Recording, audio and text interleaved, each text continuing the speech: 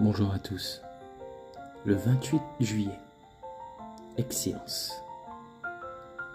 Quel que soit votre travail, faites-le de tout votre cœur. Colossiens 3, verset 23. Il y a quelques années, j'ai entendu parler de Nordstrom, la célèbre chaîne de grands magasins qui offre le meilleur service client des États-Unis. On raconte qu'un homme décida de profiter d'un costume spécial proposé par Nordstrom. Le costume qu'il choisit était en vente à la condition qu'il ne puisse pas être modifié le jour même, mais le lendemain. Le monsieur accepta et laissa le vêtement entre les mains du tailleur. Le lendemain, il était censé voyager de Dallas à Seattle pour le travail. Mais lorsqu'il alla récupérer le costume, il n'était pas prêt. Il continua donc jusqu'à l'aéroport et prit le vol qui le mènerait à Seattle. Quelques heures plus tard, lorsque le monsieur arriva à l'hôtel, sais-tu ce qu'il trouva dans sa chambre? Le costume. Mais en plus du costume, se trouvaient 3 belles cravates en soie qu'il n'avait pas commandées et un mot du vendeur s'excusant du retard. Le vendeur avait appelé le domicile du monsieur, recherché son itinéraire, son hôtel et sa chambre, et lui avait envoyé le costume avec la compagnie la plus rapide.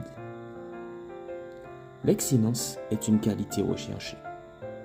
Mais qu'est-ce que cela signifie réellement? Est-ce simplement d'avoir de bonnes notes, de gagner des prix ou d'atteindre des objectifs? Ou y a-t-il quelque chose de plus profond et de plus transcendant qui définit l'excellence? La Bible nous enseigne que l'excellence n'est pas seulement un résultat, mais une attitude. Il ne s'agit pas seulement de ce que nous faisons, mais aussi de la manière dont nous le faisons et pour qui nous le faisons.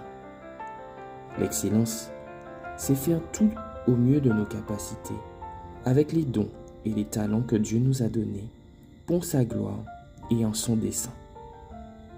Cela signifie que notre travail, nos études, nos relations, nos passe-temps et tout ce que nous faisons dans notre vie doivent être une offrande d'amour et de gratitude au Créateur. L'excellence implique également un engagement envers une croissance et un apprentissage continu.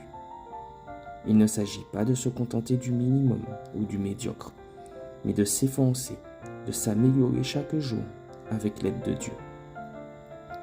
Cela ne se réalise pas du jour au lendemain, mais c'est un processus qui requiert dévouement, discipline et dépendance à l'égard de Dieu.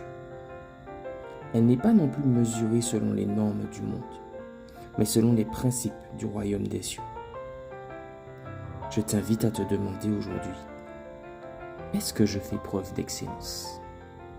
Bonne journée à toi.